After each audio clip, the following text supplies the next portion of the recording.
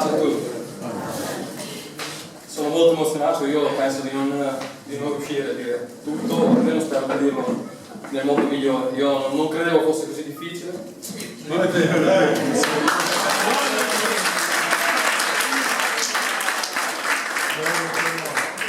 Mi ricordo 4 anni fa, il battesimo di mio fratello, lui stava battezzando, un po' più vicino. lui stava dando la sua vita al Signore e io non comprendevo questa sua scelta, però mi ricordo mio nonno Saverio, che è stato lui a mettere questo segno di Dio nella mia vita, è stato lui a parlare a me di Dio per le prime volte.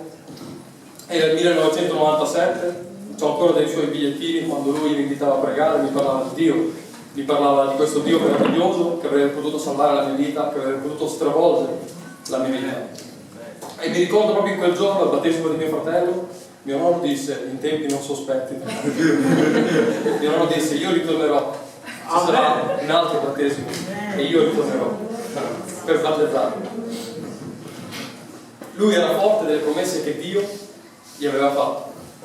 Dio dice, se crederai sarai salvato tu e tutta la tua famiglia. E lui ci credeva. E lui ci credeva e l'ha detto davanti alle persone. E ora mi viene in mente il versetto di Paolo, a proposito del mio fratello, viene in mente il versetto di Paolo che dice, quello che io voglio fare non lo faccio, quello che non voglio è proprio quello che faccio. Questo mi fa comprendere il reale controllo che abbiamo sulla nostra vita. Mi fa capire che non siamo nient'altro che uno spettro di ciò che accade nell'invisibile. Noi siamo influenzati da ciò che fa il male e ciò che fa il bene. Siamo continuamente influenzati da Satana e da Dio. E la mia vita è influenzata da Satana.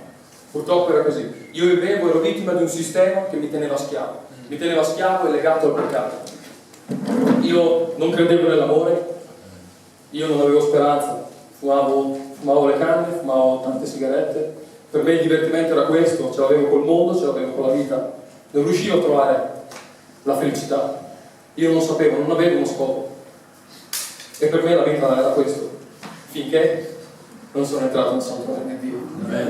Non tutti sanno che io ho avuto un'esperienza carceraria. Mi sono ritrovato in carcere.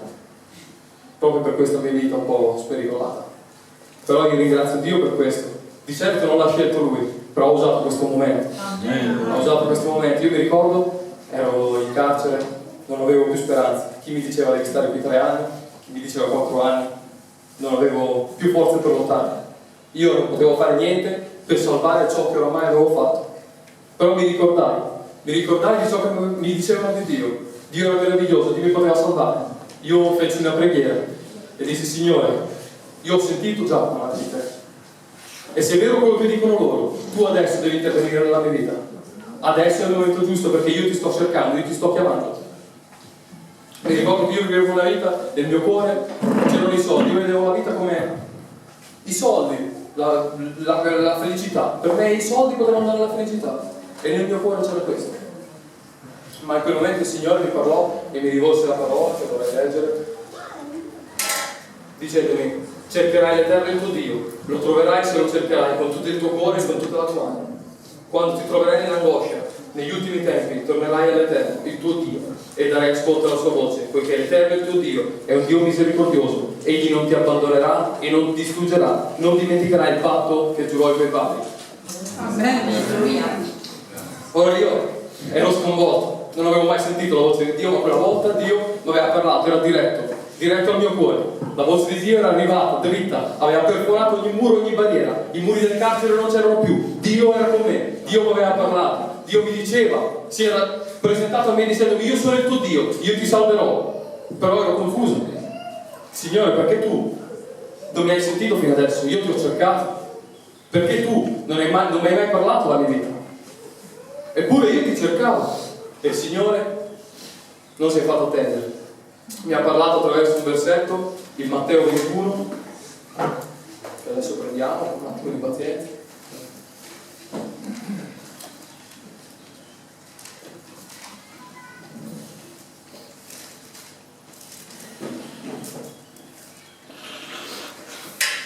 Dove parlava di Gesù nel Tempio.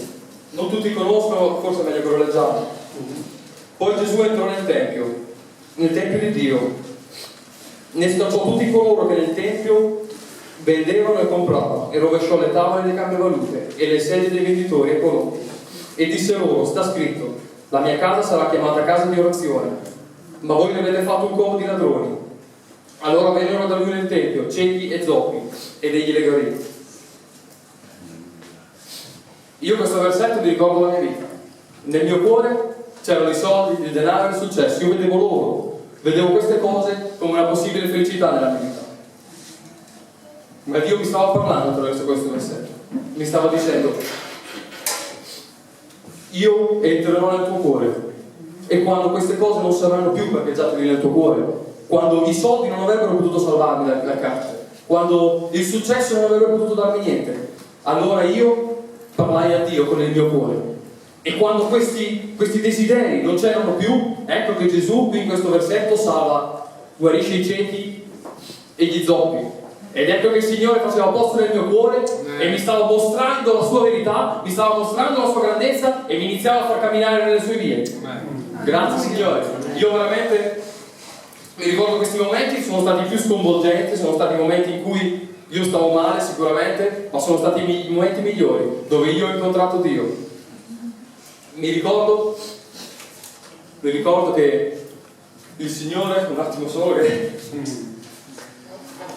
mi ricordo le persone, io quando ero chiuso in casa, mi ricordo tantissimi mi hanno abbandonato, non c'era più nessuno.